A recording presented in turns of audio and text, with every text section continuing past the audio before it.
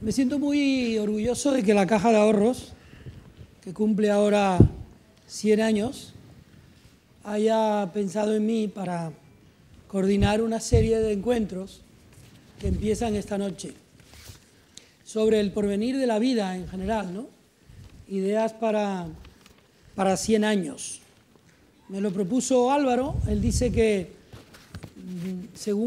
Álvaro Marcos, según una idea de Chekhov, que él halló en uno de los libros del escritor ruso, y bueno, ahí hemos estado buscando una combinación posible de saberes que congregaran ante ustedes durante 4 semanas sucesivas a distintas parejas que van a hablar sucesivamente pues, del porvenir de la ciencia, del porvenir de la sociedad, del porvenir de la imaginación literaria, del porvenir también de la comunicación, de lo que pasa a través de la vista del alma.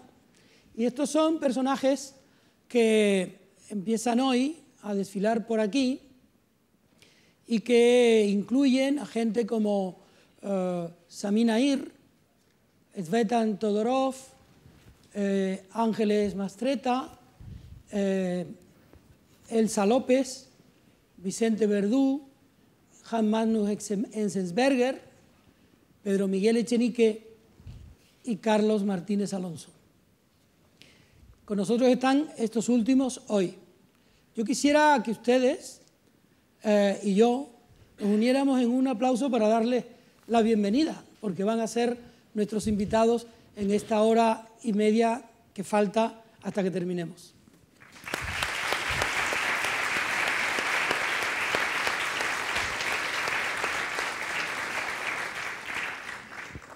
Pedro Miguel Echenique contó hoy que hace algunos años en Trieste un científico tenía que presentar a 2 científicos muy importantes o de, digamos, importancia pareja alta. Y entonces no sabía cómo hacerlo hasta que finalmente puso un té en medio de los dos y dijo, solo un rey puede servir a otro rey. Así que dejó que ellos se presentaran a sí mismos. Yo voy a hacer un ensayo utilizando la vieja técnica del orden alfabético. Voy a hacer un ensayo de pequeña presentación de un rey y del otro, porque los dos son unos sabios que han generado en el campo de sus distintas disciplinas, Pedro Miguel Echenique como físico, Carlos Martínez Alonso como biólogo, han generado investigación, enseñanza, capacidad de encantamiento de sus alumnos por lo que saben y por lo que ellos le están diciendo que aprendan, y ambos mantienen a su edad, que es muy juvenil todavía, de hecho tienen 2 años, cada uno tiene 2 años menos que el presentador, ambos han generado una capacidad de entendimiento también de lo que fue la tradición de la ciencia para entender que evidentemente no todo está inventado y lo que se inventa o lo que se invente nacerá del entusiasmo de aprender. A Pedro Miguel Echenique yo no lo conocía, lo conocí por teléfono mientras él estaba en una autopista de peaje en Euskadi, donde es catedrático de la Universidad del País Vasco, ha sido catedrático profesor en Cambridge, es, como saben ustedes, físico teórico, catedrático de materia condensada, premio Príncipe de Asturias, premio Max Planck, y Carlos Martínez Alonso, a Carlos Martínez Alonso lo conocí hablando de la vida, y en aquel momento en que entendí lo que él me estaba diciendo, pensé que quizá los periodistas debiéramos tener la misma capacidad que este científico para contar lo más recóndito de lo misterioso. Y yo salí de allí diciendo, bueno, yo no soy un buen periodista porque no sabría contar lo complejo con esta sencillez. Luego he sabido que son características de ambos y ustedes hoy lo van a comprobar. Bueno, pues Carlos es leonés, me había olvidado de decir que Pedro Miguel Echenique es del Valle de Roncal, del Roncal, en Navarra. Ha sido, por cierto, consejero del gobierno vasco. Fue el consejero más joven que ha tenido el gobierno vasco en su dilatada historia. Tenía 29 años cuando lo hicieron consejero. Carlos, que ha sido secretario de Estado de Ciencia e Investigación, es, como les dije antes, biólogo molecular, inmunólogo, fue presidente del Consejo Superior de Investigaciones Científicas, Premio Severo Ochoa y Premio Jaime I. Estas son, digamos, sus biografías. Además, son maestros de sus disciplinas y además son seres humanos a los que da gusto preguntar. Así que yo me constituyo en preguntador.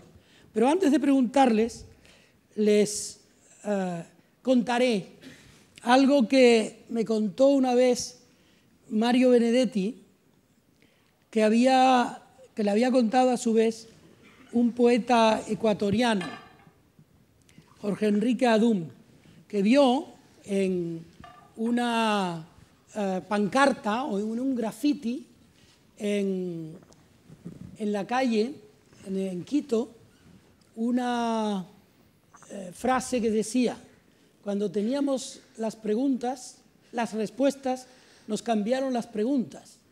A mí me gustaría, para empezar a preguntar, saber cuáles son las preguntas pendientes. Esas preguntas que los científicos se hacen hoy, que equivalen a las preguntas que nos hacemos nosotros sin saber formularlas. Pedro, tus preguntas. Pues las preguntas pendientes son muchas, pero la mayoría surgirán de otras preguntas. Por lo tanto, yo solo puedo decir las primeras, ¿no? Depende de lo que a uno le interese. Ahora, la ciencia abarca desde lo más grande hacia lo más pequeño, desde los confines del universo, que son pues 100 billones de metros. La luz tarda 8 segundos en ir a la Luna, 8 minutos en ir al Sol, tardaría 100.000 años en cruzar nuestra galaxia, como la que hay cientos de miles de millones. Por lo tanto, el espacio de lo más grande, que está gobernado fundamentalmente por la gravitación. Lo más pequeño, pues no es el átomo ni el núcleo, sino estamos a mucha más distancia de lo más pequeño de lo que estaba Demócrito del átomo. Total, el átomo es pues unos 1.000 millones de veces más pequeño que Demócrito, pero todavía estamos del radio de Planck a esa gran distancia. Por lo tanto, una de las preguntas fundamentales es: ¿existe o no existe una ley que unifique todas las que gobiernan, todas las 4 leyes que gobiernan los diversos fenómenos de la materia? Es decir, ¿hay una ley única? ¿Hay la gran unificación? Es la pregunta, ¿no? Esa sería una pregunta. Pero normalmente la gente cree que de ahí surgirá como corolario la respuesta a las cosas que de verdad nos afectan, y probablemente no sea así, porque entre lo más grande y lo más pequeño está el reino de lo nuestro, ¿no? El hombre o la ameba, que para esto es igual, ¿no? Entonces, la naturaleza real de los objetos normales, por qué las cosas son como son y podemos utilizarlas, cómo surgen las propiedades de los materiales, propiedades emergentes, que son consistentes con los constituyentes, pero que no se reducen directamente o deducen directamente de ellas. La emergencia de nuevas propiedades es otra de las grandes preguntas. Y, por supuesto, una emergencia esencial es la propia vida. Por lo tanto, yo diría la unificación de las fuerzas, la naturaleza, a ver si converge o no la gravitación, si la teoría de las partículas del modelo estándar es la correcta, que probablemente nos diga algo el experimento de Ginebra, pero sobre todo la emergencia. Yo creo que en el futuro, la emergencia de propiedades nuevas, propiedades que son consistentes con los constituyentes, insisto, pero no se reducen ni deducen de ellas, de la cual la más excelsa es la vida y, por supuesto, la conciencia y la mente, serán uno de los grandes desafíos. Pero lo importante es que la ciencia avanza formulando preguntas y creando el hacer nuevas preguntas, como decíamos en la rueda de prensa. Hay como, en vez de una ley de conservación de la energía, una ley de conservación de la ignorancia. La ignorancia inconsciente pasa a ser ignorancia consciente. Nos damos cuenta de que no sabíamos, o ley de aumento de la ignorancia, la entropía. Y de ahí surgirán muchísimas nuevas preguntas, la ciencia avanza creando caos al hacerlo y buscando orden. Esa frase que hemos citado de Neruda, lo cierto es que una abstracta incertidumbre sale de cada caos que regresa a su vez a ser orden. ¿Cómo te las has aprendido? Porque yo, que soy lento, allí en la rueda de prensa no quería quitarle tiempo a mi colega Carlos Martínez y aquí me importa menos. Carlos, ¿y cuáles son tus preguntas? Aquí tenemos más tiempo y, por tanto, tenemos más dedicación a explayarnos en las respuestas. Yo, rápidamente, verán ustedes que mi visión como biólogo, más concretamente como inmunólogo, difiere de la visión que un físico como Pedro Miguel ha matizado. Yo creo que una gran pregunta de la humanidad sigue siendo ¿quiénes somos?, ¿de dónde venimos?, ¿a dónde vamos?, y por qué conocemos. Y esa gran pregunta a mí me parece que no la hemos dado respuesta y como seguimos siendo fundamentalmente antropocéntricos, sigue siendo la gran preocupación que la humanidad tiene. Y eso abarca, evidentemente, el conocer de qué estamos constituidos, qué nos rodea y por qué somos, como decía Pedro Miguel Echenique. Y en eso yo diría que se han hecho avances extraordinarios y seguro todos ustedes han leído en los medios de comunicación muy recientemente el cambio incluso en la percepción de dónde venimos. Hace muy poco teníamos el linaje de Homo sapiens perfectamente identificado a partir del Cro-Magnon, del hombre neandertalensis, y de repente han empezado a salir esqueletos, han empezado a identificarse restos de homínidos que han desdibujado casi completamente el mapa de la evolución que hace escasamente 10 años teníamos. Y, por tanto, avanzamos en esa dirección de manera extraordinaria. Segundo, somos, evidentemente, en esos datos, un producto de la evolución muy reciente, a partir de unos homínidos de hace 2 millones de años, que ha ido diversificándose y que al final, en lo más excelso de la evolución, que es la especie humana, es donde se nos ubica a nosotros. Y todos provenimos de hace 500 millones de años del Cretácico superior. ¿Hacia dónde vamos? Pues esto no lo tenemos claro. Yo creo que por primera vez la humanidad es capaz de modificar su devenir. Hasta ahora, todo lo que existe en el universo es producto de la evolución. El gran origen, seguramente, a partir del cual todo se genera, en parte vendrá explicado, o esperemos que así sea, a través de ese gran experimento de Grenoble, del LHC, pero desde luego lo que está claro es que ahora, con el conocimiento que tenemos, por primera vez en la historia de la humanidad, nosotros podemos actuar modificando el sentido de la evolución. Y esto crea una responsabilidad extraordinaria, no solo a la comunidad científica, sino a la sociedad, que es la que debe fijar el marco de qué queremos ser absolutamente en el futuro. Y esto concierne a los científicos, porque son los que van a aportar el conocimiento, pero concierne a los hombres de leyes, y aquí tenemos un eminente hombre de ley con el cual hemos compartido Secretaría de Estado en este gobierno pasado, pero implica a los políticos, implica a los sociólogos, implica a los economistas en forjar ese nuevo modelo de sociedad hacia el cual queremos que este mundo evolucione.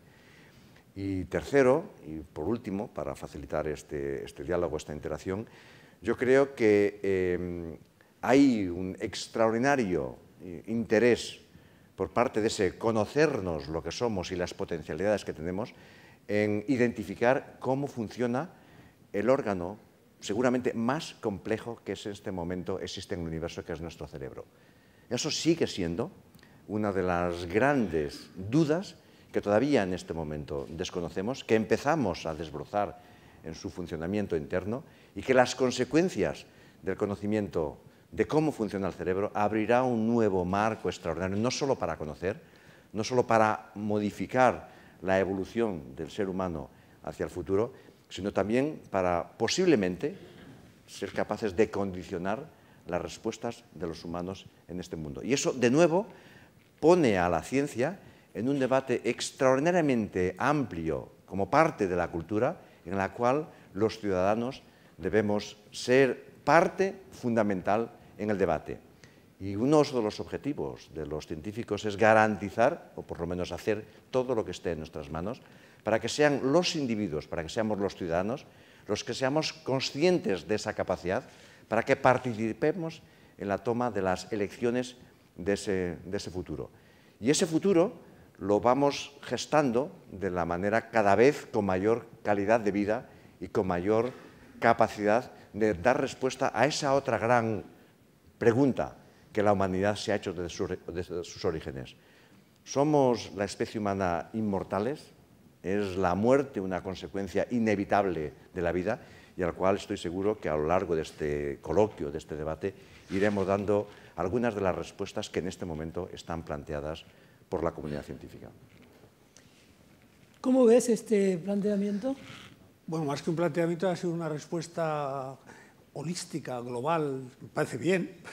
Ahora, yo que estoy sobre todo en la parte del cerebro, porque ahí nos hemos preguntado cuáles son las preguntas de la ciencia, pero algunas de estas preguntas son preguntas de todos, del arte, de la cultura, y que son muy importantes. Y estoy de acuerdo con lo que ha dicho mi amigo Carlos. Lo del cerebro probablemente, claro, la pregunta tiene que ir gradualmente avanzando. Por preguntarnos sobre el cerebro hoy, ¿estamos en condiciones de responder con el mismo grado de exactitud que otras cuestiones? Probablemente no, pero eso no es importante, porque eso precisamente, estoy de acuerdo, es la emergencia.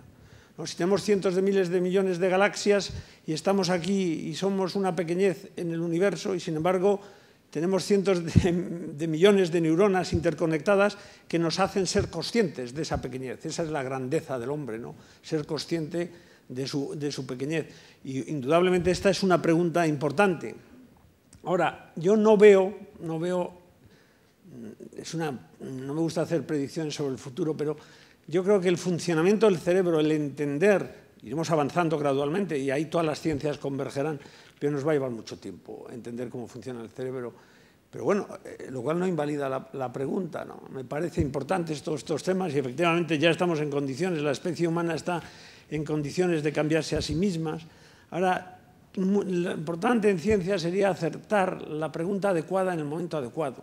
Cuando Einstein se pregunta sobre la unificación, es una pregunta espléndida, pero lo mismo que en política, el tiempo no era el adecuado y a veces respuestas importantes en política no son adecuadas a un tiempo concreto. Es muy difícil acertar y tiene que haber intentos, y yo creo que en este momento la convergencia de varias ciencias son las que posibilitarán a la biología o a la medicina el que intente dar una respuesta científica a preguntas importantes. Es lo difícil, hay que arriesgarse, y me parece que el campo del cerebro y de la mente es uno de los más importantes. Pero creo que a preguntas más sencillas, mucho más sencillas que esas, todavía no tenemos respuesta. Y entonces la ambición es buena, pero en algunos campos requeriría encontrar las líneas de atajo para llevar. Pero yo no soy un experto en estos temas, ¿no? La inmortalidad, no sé si se puede. Es que cuando dijo Carlos... Conforme pasen los años me interesa cada vez más este tema, pero no lo sé. Hay cosas inmortales, me imagino, las células carióticas, no sé, debe haber por ahí. Pero esto sería una discusión sobre biología, no solo sobre la ciencia, ¿no? Que es una parte importantísima de la ciencia. No sé, personalmente me gustaría ser inmortal. Tengo mis dudas, pero ese es otro debate. ¿Pero vamos a vivir más, Carlos? Antes de la pregunta, ya vivimos más. Primero la respuesta inmediata, ¿no? Una persona y mejor. Una persona que hubiera nacido a finales del siglo XIX en España o en Nueva York, por poner un ejemplo, hubiera llegado a vivir 45 o 50 años, ¿no? Hoy una persona que nace en Nueva York o que nace en España, incluso mejor, vive, si es mujer, casi 83 años y si es hombre un poco menos, porque siempre tienen una vida peor los hombres, ¿no? Solo 79 años. No siempre. Pero por lo menos estadísticamente los datos son lo que significan. La mujer vive 83 y el hombre vive 79. Esto es lo que las estadísticas nos dicen. Desde luego, y eso es fruto en gran medida del avance científico. Y hay por lo menos dos, diría, logros científicos que son en gran medida responsables de esa duplicación de la expectativa de vida media en un siglo.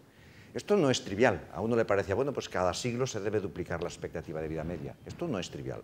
Para duplicar la expectativa de vida media antes del siglo XX tuvieron que pasar 10.000 años. O sea, en 10.000 años, en la historia del hombre, se duplicó la expectativa de vida media. En los últimos 100 se ha vuelto a duplicar. Y por tanto, si seguimos avanzando en el conocimiento, uno pensaría que quizás en los próximos 10 o 20 años también se llegaría a duplicar la expectativa de vida media. Y esto plantea un problema extraordinario, no solo científico, y aquí estamos en el ámbito científico, esto plantea un problema de qué va a pasar si en lugar de vivir los 83 años vivimos 120, como el ser humano que más ha logrado vivir en estos momentos, pudiera vivir en esta sociedad y a uno le prejubilan con 50. ¿Qué hace desde los 50 hasta los 120 sin tener un lugar de trabajo y sin tener un lugar en la sociedad donde él pueda insertarse, donde él sea considerado como individuo? Esto es un debate extraordinariamente relevante que, por cierto, no estamos tocando y que la comunidad científica llama a las puertas de los políticos, de los sociólogos, de los juristas, de los éticos para decir, oiga, modifiquen ustedes su contexto social si quieren que la humanidad siga estando contenta con la vida, porque si no, en los modelos, y los científicos, como ustedes saben, les gusta modelizar, prevén que la mayor causa de mortalidad en ese futuro serían fundamentalmente los suicidios y los homicidios. Y yo estoy seguro que ninguno de ustedes quiere una sociedad de futuro en la que los suicidios y los homicidios sean la causa dominante de mortalidad. Al contrario, quieren una sociedad en la que los señores de 30, 40, 50, 80 y 100 años integre a esos ciudadanos, les permita seguir desarrollando su creatividad. Y eso corresponde absolutamente a todos. Y no te quepa la menor duda, Juan, que avanzamos extraordinariamente en esa correlación. Decía que en el pasado la duplicación de la expectativa de vida media la logramos o se logró gracias a las vacunas y a los antibióticos. Y eso era así porque las causas de mortalidad en el siglo XIX fundamentales eran las enfermedades infecciosas y los antibióticos lograron combatir y eliminar a los agentes infecciosos y, por tanto, la expectativa de vida media se duplicó. Las vacunas prevén vacunar a todos los niños que nacen en este momento en nuestro mundo occidental y eso hace que sean más resistentes al tifus, a la difteria, polio y otras enfermedades que antes eran la causa de mortalidad. Y aquí a mí me gustaría añadir algo importante. Esto que les digo de duplicar la expectativa de vida media es en nuestro mundo, en el mundo occidental, que somos una quinta parte del total. Las otras 4/5 partes, que son 4.000 millones de personas, 4.000 millones, siguen muriéndose a los 40. En algunos, de hecho, la expectativa de vida media ha disminuido con respecto al siglo XIX. Y eso, de nuevo, es responsabilidad nuestra. Los que tenemos este logro social, tenemos la responsabilidad de garantizar que en el futuro esas personas también vivirán los 80, los 90 o los 100 años, lo mismo que lo vivimos nosotros. Porque esas personas se siguen muriendo de enfermedades infecciosas, se siguen muriendo porque no tienen acceso a la alimentación que nosotros producimos en exceso y se siguen muriendo porque no tienen acceso al agua y condiciones sanitarias que nosotros tenemos garantizadas. Y ahí yo creo que la ciencia tiene un debate y una responsabilidad ética, y todos los ciudadanos la tenemos, para garantizar la calidad de vida en esas sociedades. Y mientras tanto, nosotros establecer los mecanismos y las garantías que también los 80, los 90, los 100, los 150 años los vivamos mejor de lo que los hemos vivido hasta ahora y que, por tanto, esas grandes enfermedades que ahora nos aterran, Alzheimer, las enfermedades neurodegenerativas, el infarto, el Parkinson, que son terriblemente desoladoras desde el punto de vista personal y social, busquemos respuesta que en este momento no tenemos. Y ahí hay toda una nueva vía de investigación científica en la cual se están haciendo avances extraordinarios, porque esas enfermedades ya no son el resultado de las infecciones, son el resultado de las alteraciones de nuestros propios componentes, de nuestro DNA, en el cual hemos hecho unos avances extraordinarios para tratar de identificar qué alteraciones son y qué respuesta damos a esas alteraciones para evitar que el cáncer, que las enfermedades cardiovasculares, que el Alzheimer, el día de mañana afecten a un sector cada vez más sensible o más susceptible a esas enfermedades. Porque recuerden que en el año 2030 más de las 2/3 partes de la sociedad española tendrán más de 65 años.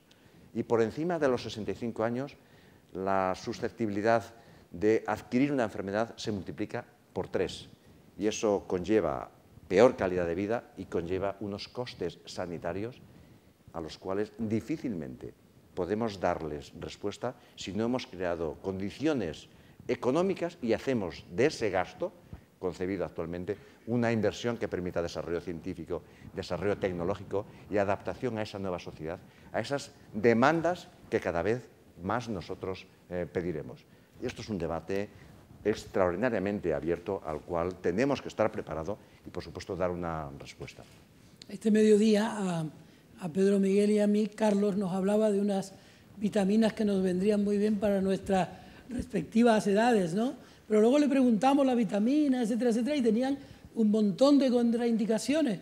Es decir, era más arriesgado tomarlas que... Pero, en fin, creo que era bueno lo que nos recomendaba. Pero hay una frase tuya que quizá conecta con esa ambición que tiene la sociedad de que la ciencia le ayude a mejorar la vida, a prolongarla, a que sea también mejor prolongada, pero luego no hay una respuesta o de la política o de la propia sociedad a la importancia que espera de la ciencia. Tu frase dice, la sociedad demanda cada vez más a la ciencia no solo respuestas a sus problemas económicos, sino también a sus preocupaciones sobre el futuro.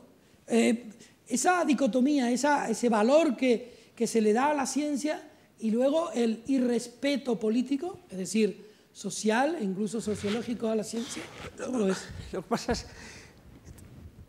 aquí, obviamente todos queremos vivir más, vivir mejor, y para qué estamos aquí, y ¿por qué no? ¿Cómo ser felices? Esto sería una pregunta maravillosa también, pero no se puede reducir lo que la sociedad pide solo al campo de la salud. A mí me parece importantísimo el campo de las ciencias biomédicas, que con tanta brillantez y vehemencia defiende mi amigo Carlos, pero no debemos correr el peligro, no debemos caer en el error de pensar que el avance va a venir solo de la pregunta concreta en el campo biomédico.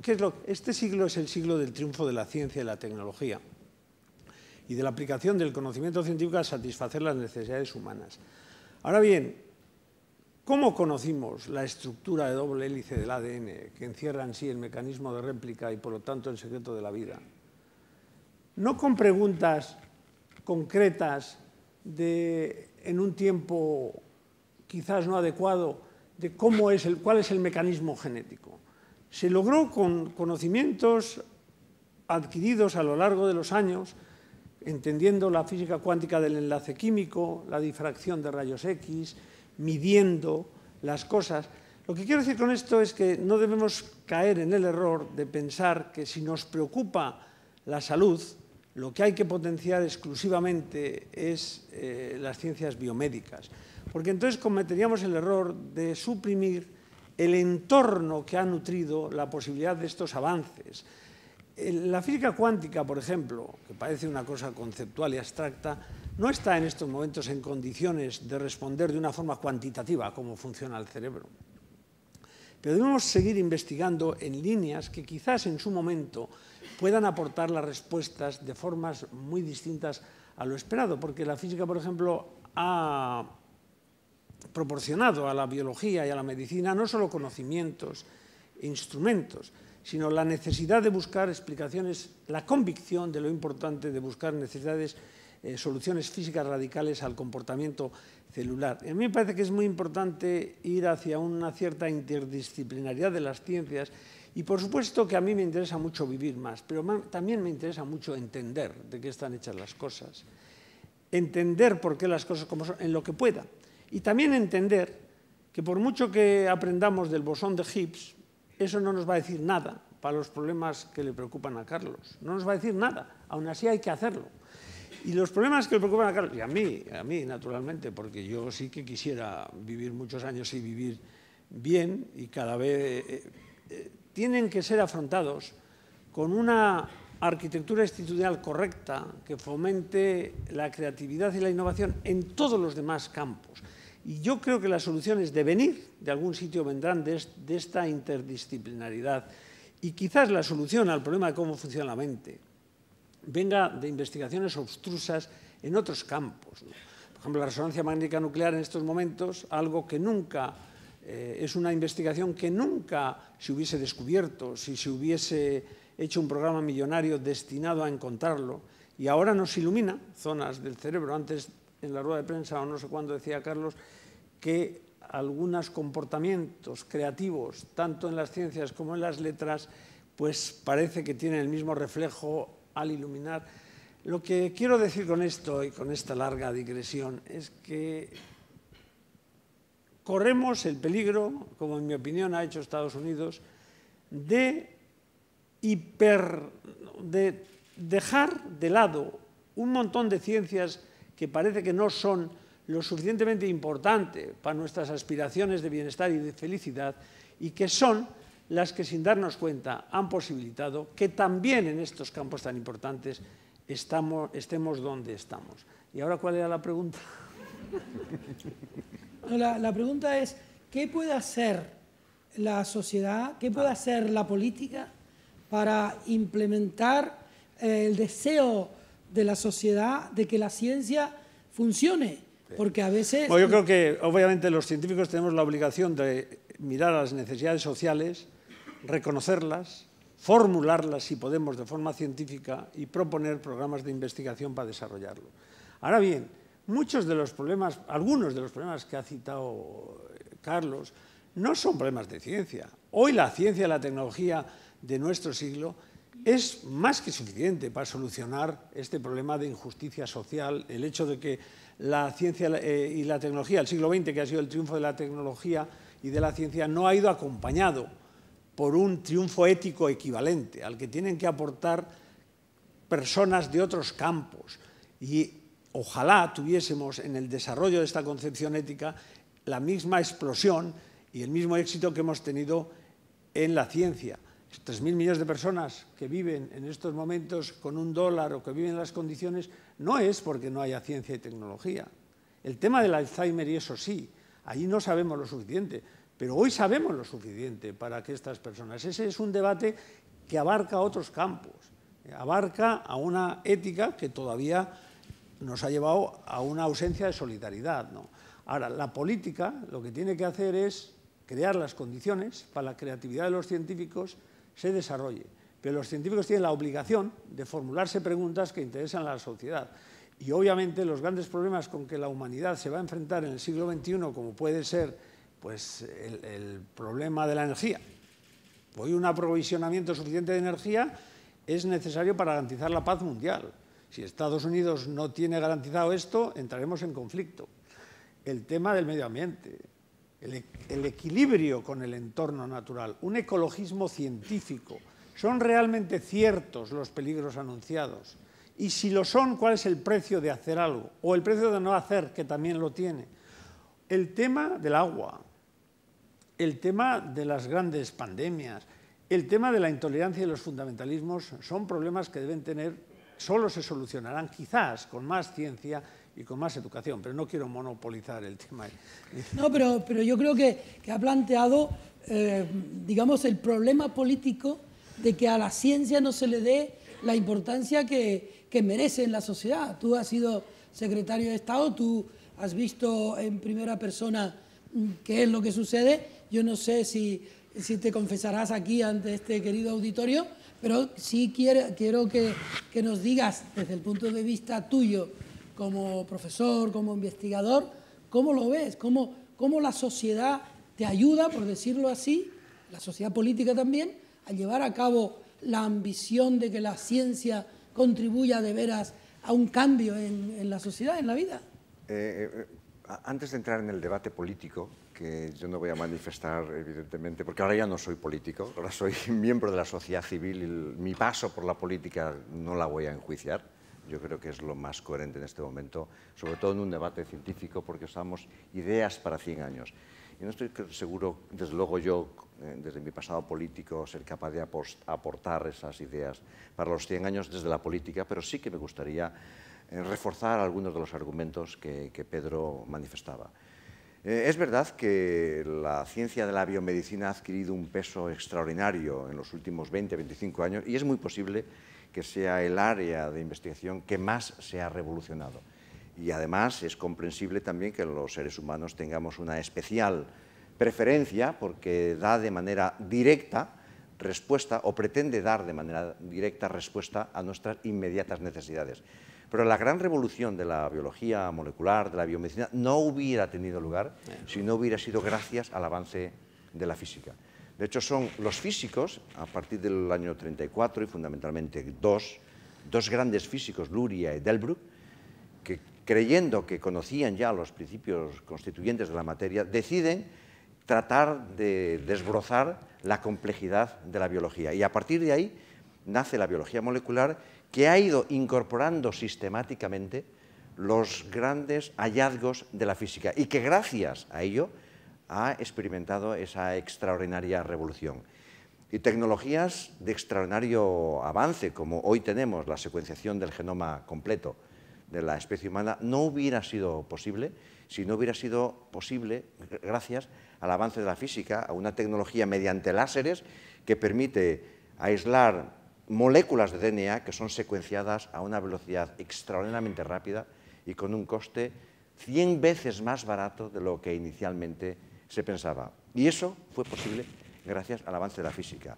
La identificación de las neuronas que se activan en cada uno de los procesos cognitivos que nosotros diariamente utilizamos, desde que aprendemos un texto, leemos una poesía o hablamos una otra lengua que nos permite identificar qué neuronas se activan, es posible gracias a la resonancia magnética funcional. De nuevo, un avance físico que inicialmente no tenía ningún objetivo, es fruto de la búsqueda de lo desconocido, del fruto de la creatividad y que después es utilizado por la biomedicina, entre otras, para tratar de identificar qué neuronas se activan en cada proceso o dónde se ubican células tumorales para tratar de diagnosticarlas tan precozmente que puedan ser eliminadas incluso antes de que se manifiesten con características tumorales. Y por tanto, la biología y muchas otras áreas de la ciencia hoy no tendrían este avance si no hubiera sido por la física. Y esperamos que esta gran revolución que la física se está produciendo, que es el ámbito de las nanociencias, repercuta de manera clara y contundente no solo en el ámbito de la biología, sino en otra multitud de áreas del conocimiento que son fundamentales. Y ahí hay un marco, todo el campo de lo pequeño es lo bonito, de small is beautiful, que va a suponer un acicate extraordinario, entre otras, para dar respuestas a multitud de los problemas biológicos. Y que, por tanto, la ciencia ha avanzado o está avanzando gracias a esa transdisciplinaridad, a ir eliminando cada vez de manera más clara las fronteras que hace escasamente 15 o 20 años las separaban. Y por tanto estamos creando o tratando de utilizar una nueva ciencia cada vez más transdisciplinar, porque es en esos bordes de las áreas antes muy bien delimitadas donde está el futuro de los nuevos hallazgos. Pero además, gracias a esos avances de la física o de la matemática, por ejemplo, hoy día ya no solo estudiamos cómo funciona una molécula o cómo funciona una célula, sino cómo funciona todo un organismo. Porque el gran objetivo que tiene la ciencia biomédica, de nuevo utilizando la física, es ser capaces no solo de conocer lo que hace una molécula en nuestro organismo, sino de verla. Lo que a nosotros nos interesa es ver cómo cada molécula de cada una de las 10 a las 13 células de las que estamos constituidas responde a cada acto, a cada estímulo en concreto. Y ese es, sin duda, el gran objetivo del futuro. ¿Cuándo lo conseguiremos? Pues solo lo conseguiremos cuando los avances de la física nos permitan desarrollar tecnologías capaces de utilizar esas posibilidades. Y para que eso sea posible necesitamos un extraordinario avance de la física, necesitamos una complementación con la matemática, que gracias al desarrollo de nuevos superordenadores que permitan manejar, manipular y entender ese gran proceso, esa gran cantidad de información, para transformarla en conocimiento y entender los procesos biológicos. Y para que eso sea posible, esa convergencia de la física, las tecnologías de las comunicaciones, las matemáticas y la biología, necesitamos una sociedad que apoye la generación de ese conocimiento. Y en esa sociedad, hoy día, nuestros sistemas democráticos, afortunadamente, la toman los políticos. Y, por tanto, necesitamos políticos comprometidos con el avance, comprometidos con las sociedades, pero que, fruto de la presión social de nosotros, los ciudadanos, apuesten de manera clara y decidida por la generación del conocimiento. No una generación del conocimiento volcado al ámbito de la biomedicina, sino generación del conocimiento y que promueva absolutamente la creatividad, porque esa gran ciencia es la manifestación de la creatividad de los individuos.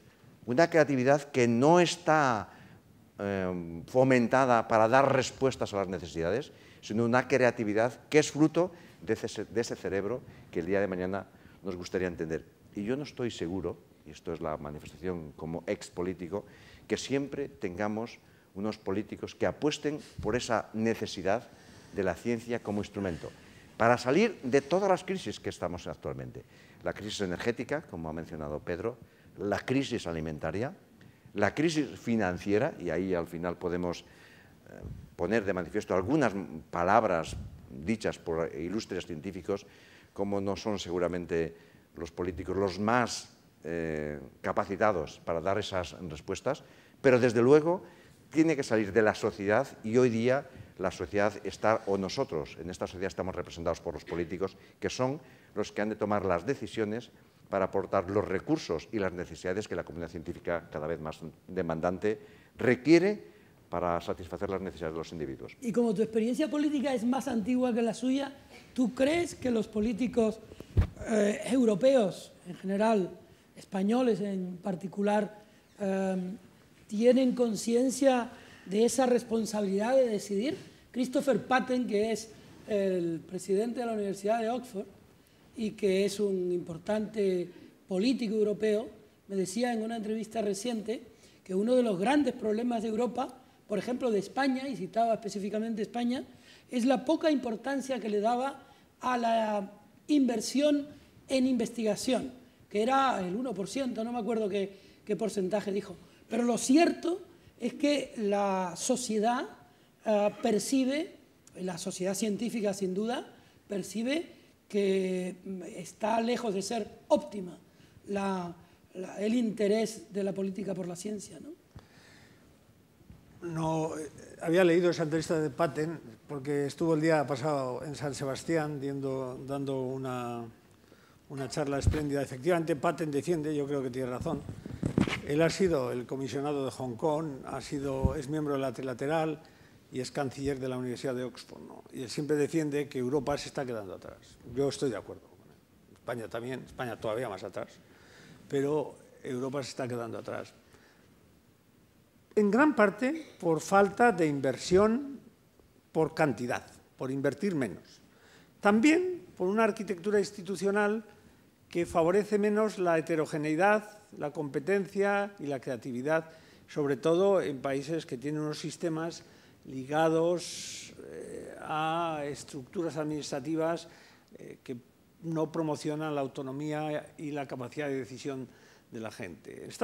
Francia, por ejemplo, Alemania e Inglaterra, en los primeros 30 años de este siglo, tenían todos ellos más premios Nobel que los Estados Unidos, que solo en los primeros 30 años habría alcanzado un 3% de los premios Nobel. A partir del año 70, Estados Unidos tiene el 60% de los premios Nobel. Esto no es fruto de casualidad, esto es fruto de unas políticas bien orientadas a fomentar, atraer, retener y cuidar el talento. Y aquí no estamos quedando atrás. ¿Cuál es la solución? La solución es invertir más e invertir mejor, con una arquitectura institucional, insisto, más flexible y más autónoma. Y sobre todo, más heterogénea. El problema de Europa, y claro, ya entramos en un debate político, a mí me gusta mucho este tema, algunas de las cosas que ha sugerido Carlos me parecían tan bonitas que yo quería ligarlos al tiempo y a los nanosegundos y a la nanotecnología, que es mi especialidad, pero este tema me parece especialmente importante también. Entonces, el problema de cómo construir un sistema que responda a las necesidades y a la velocidad y competencia del mundo actual. Esto está muy, muy ligado a la tendencia europea a la igualdad y a la uniformidad, algo por la cual somos orgullosos de ser europeo, pero que en algunos casos nos retrasa. Y al haber muchas naciones en Europa, pues todas ellas quieren universidades buenas. Estados Unidos, cuando le preguntaron a Harriman, oiga, dígame usted dónde están las 100 mejores universidades del mundo, contestó, pues no lo sé. Muchas son americanas. Ahora bien, las 100 peores, todas son americanas. Es muy importante, flexibilidad y heterogeneidad de las instituciones.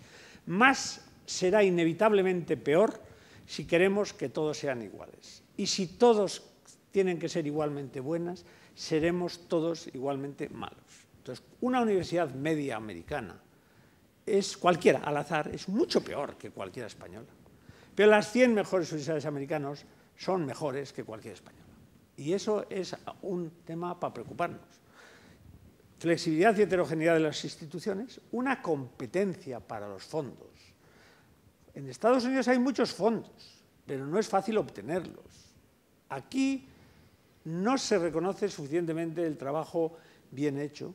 Y luego creer también, de verdad, en el mercado, independiente, no en decisiones de arriba abajo que en investigación pueden llevar a grandes errores. Y esto es un punto importante, porque ¿cómo se ha logrado este conocimiento que ha cambiado la física y que ha cambiado la química, que ha cambiado la biología, que ha cambiado la medicina y, en el fondo, que ha cambiado la concepción del mundo en que vivimos y de nosotros mismos? Se ha logrado de muchas formas, pero el método ha sido dejar libertad a los investigadores para formular las preguntas, no solo encontrar las respuestas. Y aquí tenemos una tendencia excesiva, en mi opinión, en Europa, a fijar los objetivos de la ciencia, haciendo, como tú decías, haciéndola servir a las necesidades. Pero claro, las respuestas muchas veces no vienen de la pregunta concreta respecto a esas necesidades y se tiende a eliminar la libertad de creación.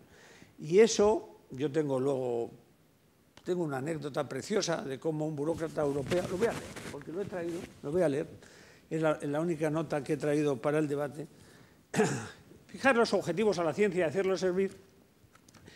La anécdota es, el presidente de una compañía, cuando comparten en Londres, en la Trilateral, tenía entradas para ir a escuchar la Sinfonía Inacabada de Schubert. Y como no podía ir, le dio la entrada al director de personal. Y al día siguiente se lo encontró en la empresa y le preguntó, ¿qué tal el concierto? Y este le contestó, tendrá usted mi informe mañana por la mañana. El informe del director de personal al presidente de la compañía, que acudió, por supuesto, raudo y veloz a la empresa, es el siguiente. Pieza número 3, Sinfonía Inacabada de Schubert. Durante considerables periodos de tiempo, los 4 oboes no tienen nada que hacer.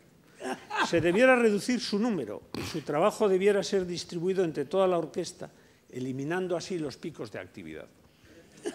Los 12 violines estuvieron tocando las mismas notas. La plantilla de esta sección debiera reducirse drásticamente. Si realmente se requiere mayor volumen de sonido, esto se puede lograr mediante un amplificador electrónico. En tocar las semicorcheas se empleó mucho esfuerzo.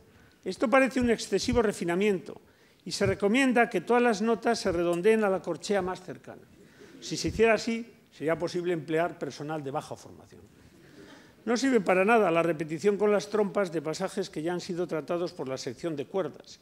Si estos pasajes redundantes fueran eliminados, el concierto podría reducirse de 2 horas a 30 minutos. Y, naturalmente, señalar que si el presidente hubiese hecho caso de este informe, que si Schubert me hubiese hecho caso, hubiese tenido tiempo de terminar su sinfonía.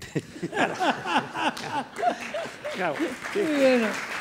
Ustedes se ríen, pero esto es lo que se llama en filosofía metábasis, que es un análisis correcto con los parámetros equivocados. Y esto está pasando, y corremos el peligro de que ocurra si fijamos objetivos directos, no objetivos importantes, que esto hay que fijarlo, sino la forma de abordarlos.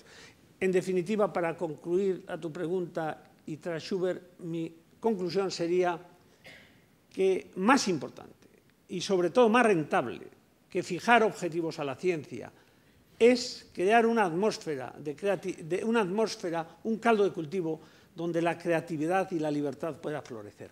Esto es no solo culturalmente más bello, sino más rentable.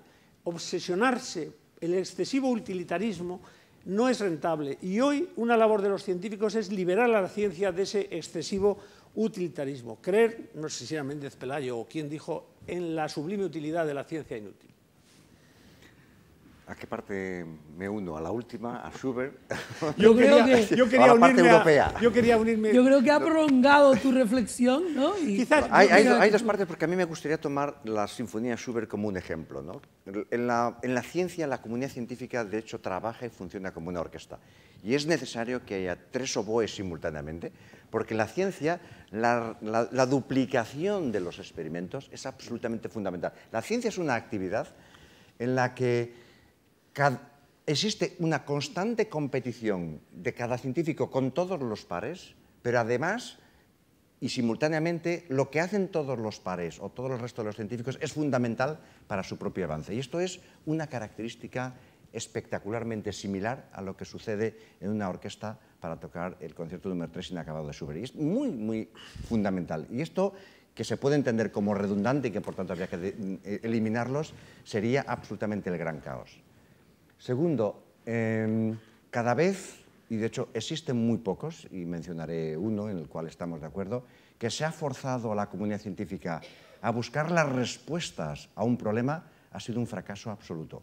De hecho, yo creo que el único caso en el que eso ha funcionado ha sido el proyecto Manhattan, para finalizar la Segunda Guerra Mundial con la bomba atómica. Es el único proyecto donde se puso, y es un proyecto fundamentalmente tecnológico, la ciencia al servicio de una obligación que fue la creación de la bomba atómica. En el resto de las actividades, la ciencia, la creatividad de la comunidad científica es incapaz de poner su talento a finalizar un proyecto. Sin embargo, en lo que la comunidad científica es extraordinariamente valiosa y capaz es de poner de manifiesto su creatividad para que después alguien utilice ese conocimiento para dar respuestas a las demandas de la sociedad. Y ahí tenemos el láser, que surgió fruto del conocimiento de la naturaleza o de la comprensión de la naturaleza de la luz, y hoy día hay pocas utilidades o pocas prácticas de la tecnología donde no se utilicen los láseres.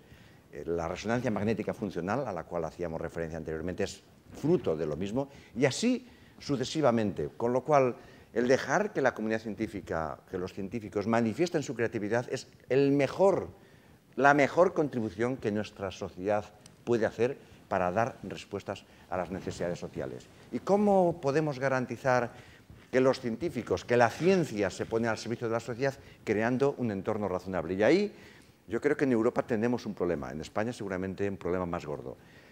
La ciencia moderna es fruto de Europa.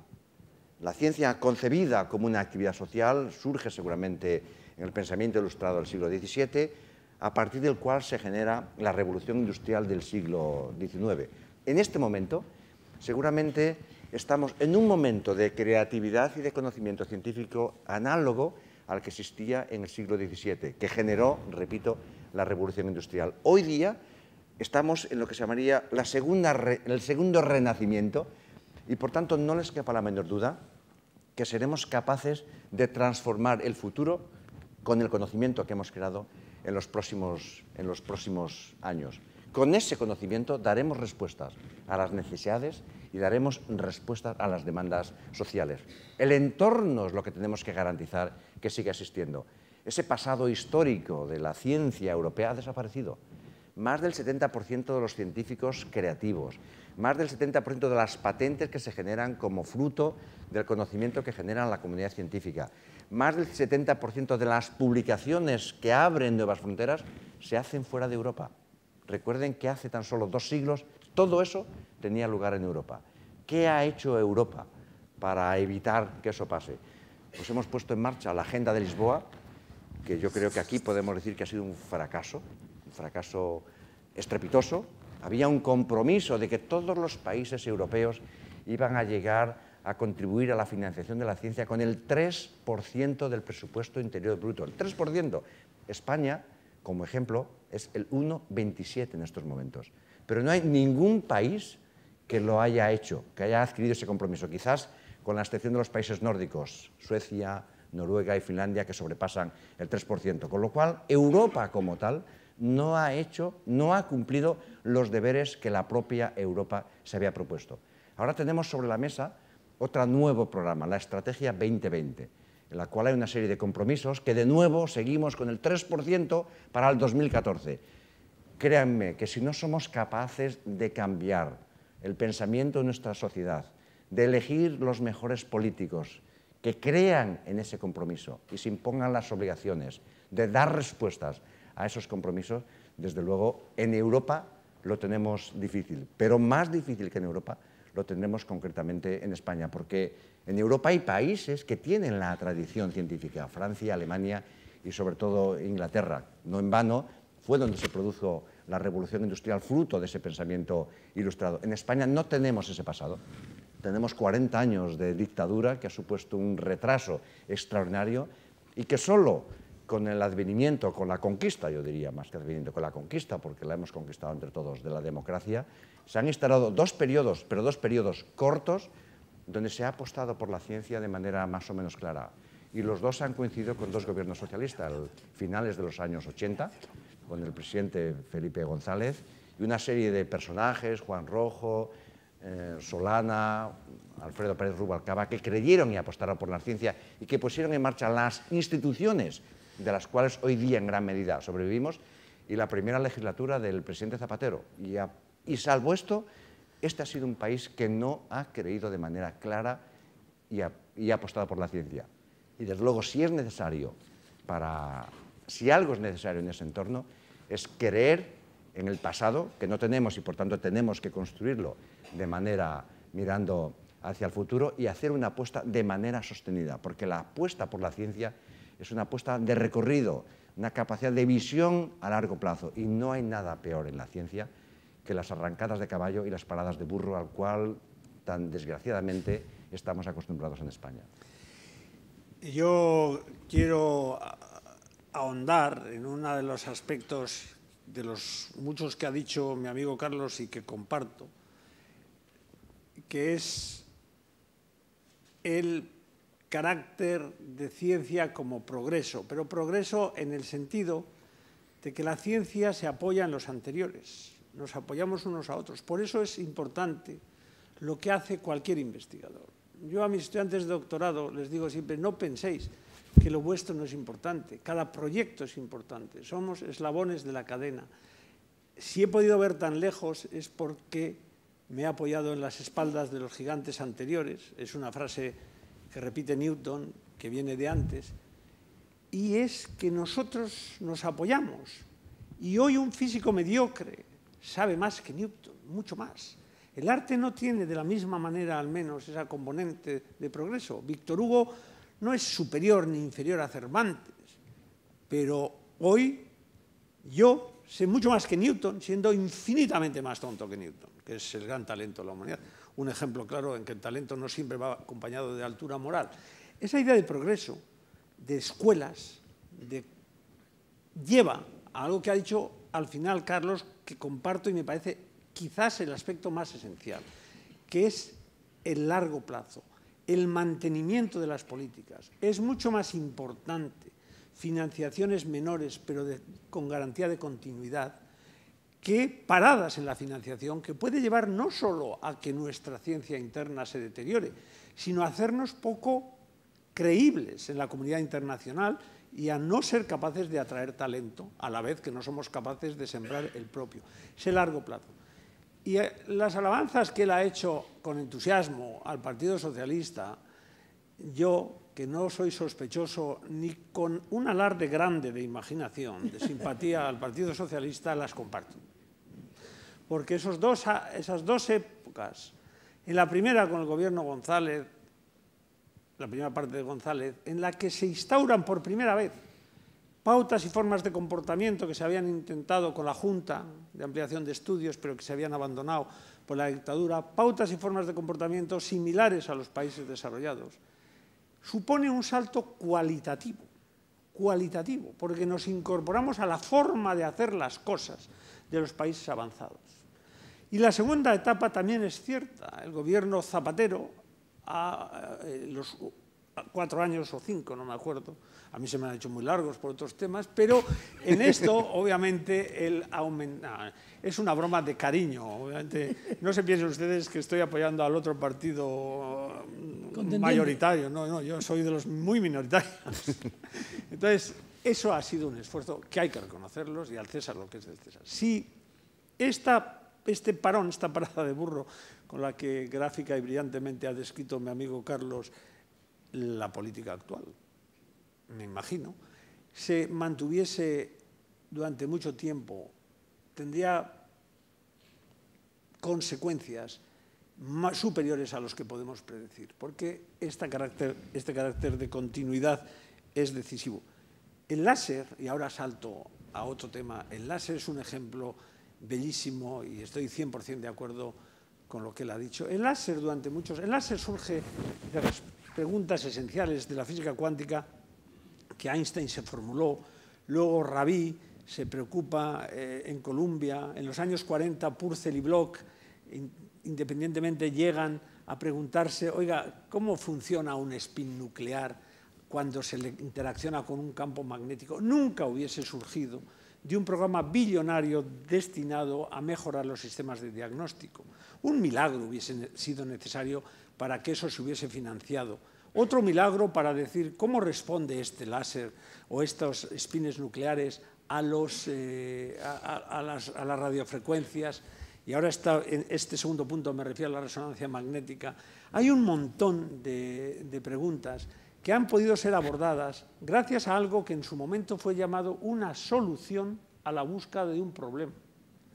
Hoy hay láseres que pueden mover con delicadeza células y hay láseres que contienen, durante un tiempo muy reducido, toda la energía que se consume en Estados Unidos. Obviamente no es durante mucho tiempo, si no ya tendríamos solucionado el problema de la energía, pero hay láseres de petawatts, que es 10 elevado a 15. Esto, para los que no estén acostumbrados a números, a potencias, pues es 1000 billones españoles o 1 millón de billones ingleses.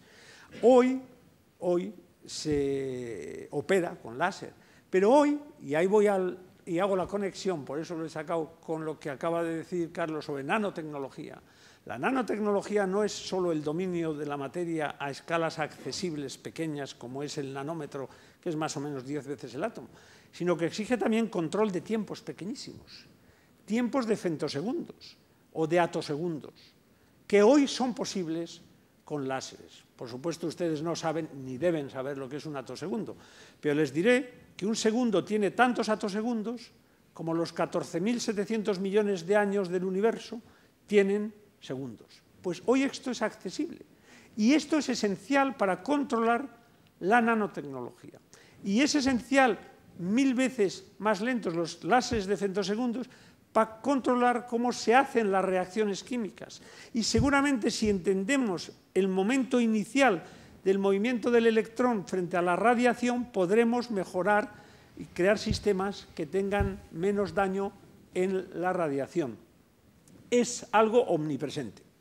Yo le contaba el otro día a Carlos que cómo se sentiría el que descubrió el láser, Townes, que recibió el premio Nobel, más de 12 premios Nobel han sido otorgados por láser, si él viese a lo que ha llegado su idea. Una idea que incidentalmente se logra por una colaboración entre ingenieros y físicos, y se logra en los laboratorios industriales, pero hecha por gente que había hecho los doctorados y con el mundo de la academia. Es un ejemplo paradigmático de cómo a veces puntos de vista diferentes permiten avanzar en esa dirección. ¿Cómo se sentiría Tauss? Bueno, no hay que pensarlo mucho, porque él se lo preguntó en uno de los artículos que escribió hace pocos años, y su respuesta fue bellísima.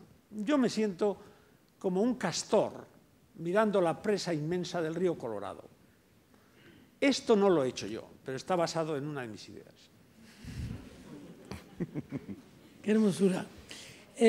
Bueno, la frase que Carlos antes evocó y que nos dijo era sobre la sociedad vulnerable, y creo que es, lo sé por ti, no que yo tenga ciencia infusa. Eso es provocador.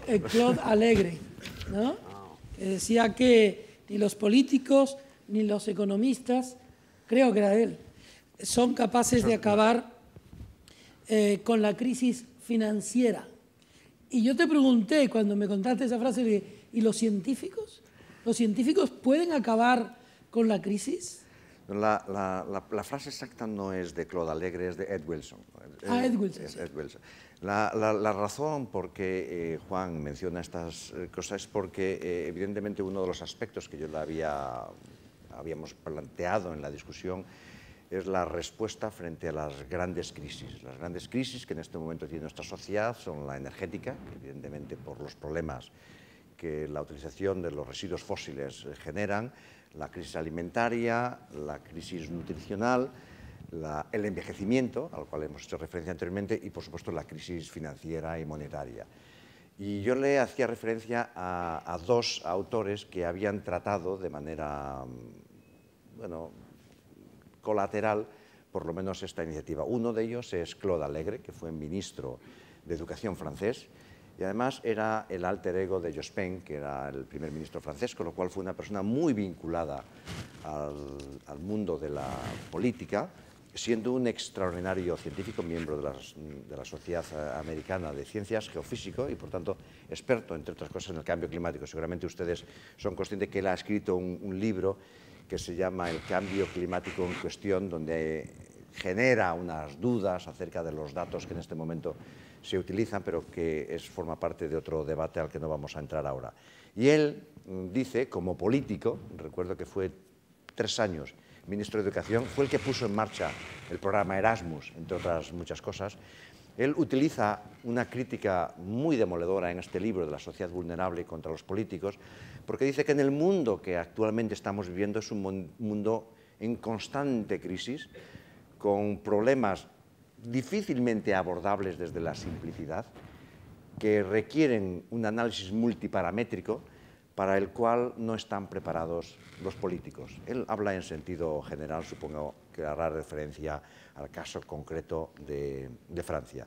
Y dice, como fruto de esa incapacidad del abordaje a problemas multifactoriales, lo que el político sistemáticamente hace es el principio de precaución.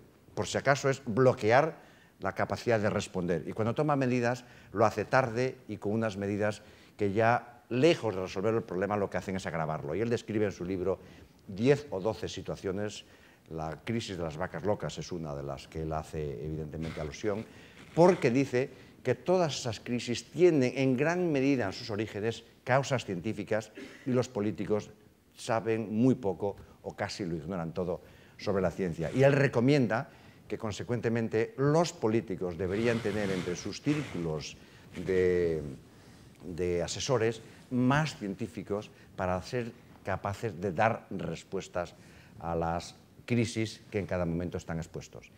Y hay otro libro en paralelo que se llama Consilience, un libro de un escritor fantástico que a todos recomiendo, que es Ed Wilson, en el que hace o trata de hacer un análisis del método científico utilizado por todas las áreas del conocimiento. Y concluye, simplificando mucho el libro, que es maravilloso, que los únicos que no incorporan el método científico en sus planteamientos son los economistas. Y estas crisis financieras que actualmente estamos viendo nos la están resolviendo los políticos incapaces de entender, en palabras de Clola Delgue, la complejidad de los problemas, y los economistas que no utilizan el método científico, y los dos dicen, y por tanto tenemos muy difícil que estos señores sean los que nos resuelvan las crisis. La crisis se resolverá sola, pero desde luego estos personajes no contribuirán mucho, si no es a estropearlo más. Esta no refleja mi visión, sino la visión de dos libros que les recomiendo porque son magníficos de leer y que además contribuyen a esa crítica al mundo social en el cual estamos inmersos. Los incorporaremos a la biblioteca de los... Yo he leído el libro, 100 años. he leído el libro de Wilson, no el de Alegre.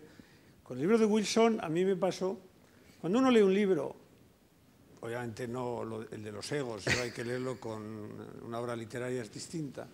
Cuando uno lee un libro de este tipo, yo personalmente suelo tener la reacción, hombre, este libro está bien, pero yo lo podría hacer, ¿no? Pero ya es un poco mejor, esto está muy bien, yo lo podría hacer con muchísimo esfuerzo. Y con otros libros uno dice, ostras, esto yo no podría hacer nunca, ¿no? Esto es lo que me pasó a mí con el libro de Wilson, ¿no? Nunca. Ahora, tiene cosas con las que he leído, releído, discutido, tiene una fe excesiva en un reduccionismo ontológico, que es otro tema que podíamos discutir sobre la ciencia. Pero ya que entramos en crisis, los científicos no pueden solucionar la crisis. Pero, además de lo que ha dicho Carlos, que estoy totalmente de acuerdo, porque los científicos son gente que sabe extraer lo esencial del problema complejo. Los buenos científicos, hay buenos y malos, claro, como en todas las profesiones. Pero sí que hay una cosa que yo quisiera comentar aquí. Hay valores intrínsecos a la ciencia que pueden ayudarnos en tiempos de crisis. El primero es el optimismo. Los científicos son optimistas. La propia profesión de científico exige el optimismo, exige conceptualmente creer que los problemas tienen solución. Llámase fe. La ciencia se basa en una fe, en pensar que la naturaleza es comprensible. No hay prueba científica que esto tenga que ser así. Y que además es reducible, en algunos casos, a algoritmos matemáticos. La biología es mucho más compleja y mucho más difícil. Por eso los físicos hemos hecho más descubrimientos en la primera parte del siglo, porque es mucho más fácil. Pero ese optimismo que Holton, el gran historiador de Harvard, llama el encantamiento jónico, es lo que todos compartimos. Nosotros creemos que hay un orden en la naturaleza. Es curioso que la ciencia se base en una fe. Y esto es bueno para la crisis. Segundo punto es lo que he dicho antes, progreso y largo plazo.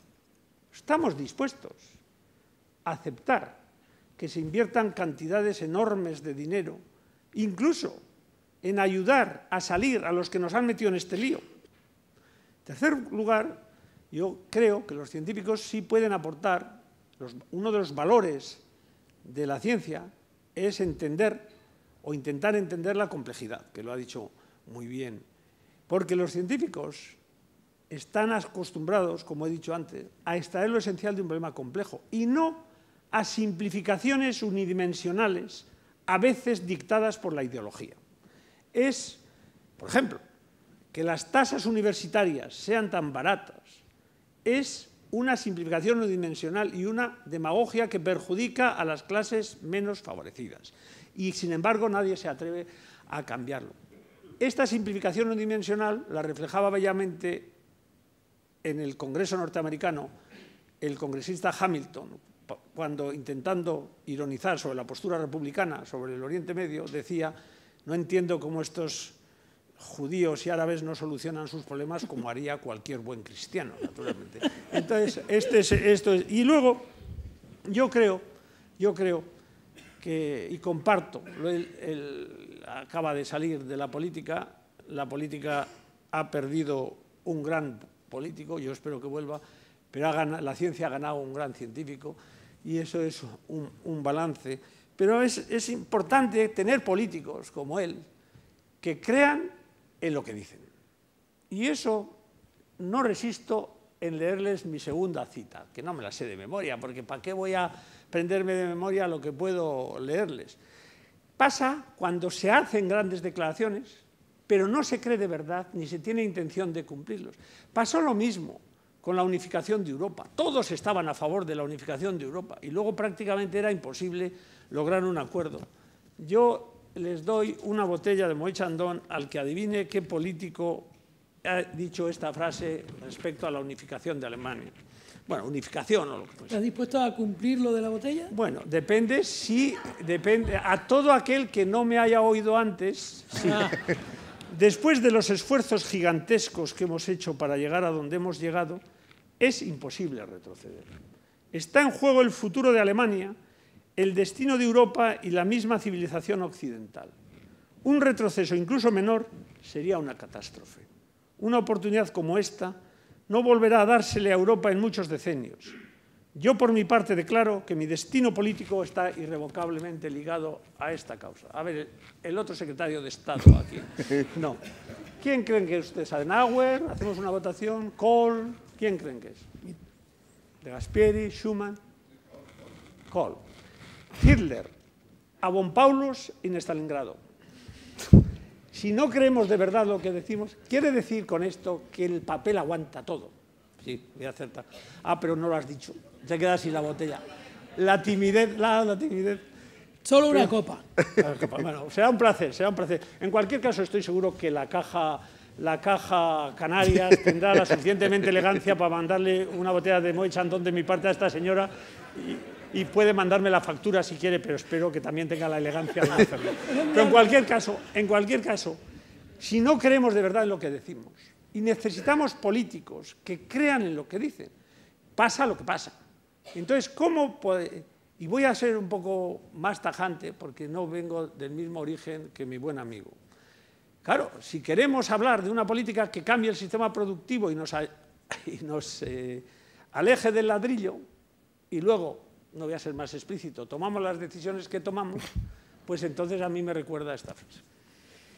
Estamos terminando ya, porque ya llevamos el tiempo que anuncié antes, pero me gustaría, fíjate, ha sacado lo del optimismo, que a mí me parece que debe ser una combinación de inteligencia, afecto y belleza, el ejercicio del optimismo, y yo había estado pensando, para terminar la conversación, en dos consideraciones que provienen del pesimismo social o de la melancolía de la sociedad, ¿no?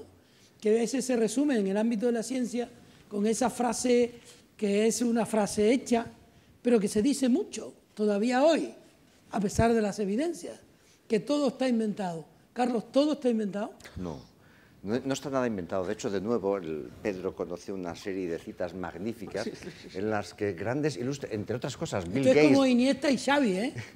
Bill Gates recientemente decía, no creo que la sociedad necesite más de 4 o 5 ordenadores, ¿no? Cuando hay... No, el presidente de IBM. El presidente de IBM, peor todavía. Bill Gates él solo tiene 5.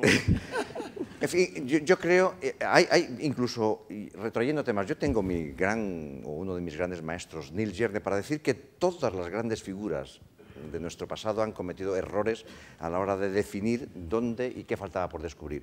Mi gran maestro, Niels Jerne, un hombre discípulo de Kierkegaard, ¿no? y gran discípulo de esos físicos que contribuyeron a la revolución de la biología molecular, era el inmunólogo, escribió, premio Nobel, escribió en el año 76 un artículo que se llamaba Waiting for the End, ¿no? Esperando por el final, cuando realmente todo lo que sabemos hoy de inmunología es posterior al año 1976. Y él, que era un auténtico cerebro como los pocos que yo he visto, creía que en el año 76 ya estaba todo descubierto, cuando no habíamos descubierto nada. Yo creo que todo está absolutamente por hacer. Y esto es parte de ese optimismo al cual Pedro hacía absolutamente referencia. Y yo creo que este optimismo deberíamos ser capaces de transmitírselo a las nuevas generaciones. Si hay un ámbito, y créanme, yo lo digo con auténtica pasión, donde uno, y con esto no espero que interpreten que cualquiera de las profesiones que ustedes tienen son peor valoradas que la de científico, pero es un ámbito en el que uno se siente libre, o debería sentirse por lo menos, para manifestar su creatividad. Es un ámbito en el cual uno conoce personajes maravillosos. Es un ámbito que obliga necesariamente a viajar, a descubrir nuevas sociedades, nuevas visiones del mundo, y todo eso lo aporta de la ciencia, desde una perspectiva donde todo, absolutamente todo, está por descubrir.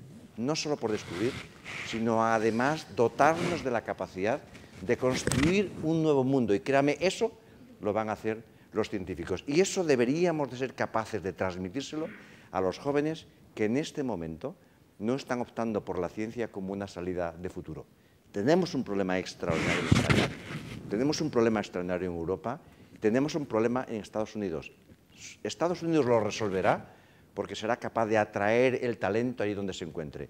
Esas mismas capacidades no las tenemos en Europa y, desde luego, si tenemos algo en España es la capacidad de los buenos que tenemos que también se nos vayan. Y si no hacemos eso, desde luego tendremos unas serias dificultades de cara a la sociedad española del siglo XXI. Sí, yo, ya que me ha pasado el balón mi amigo Iniesta, hay que tener mucho cuidado con predicción, porque el futuro ya no es lo que era. El presidente de la Oficina de Patentes de los Estados Unidos, deslumbrado por la física clásica un año antes del comienzo del siglo. Todo lo que puede ser inventado ya lo ha sido. Michelson, uno de los genios de la física de todos los tiempos, ya se conocen todas las leyes de la física.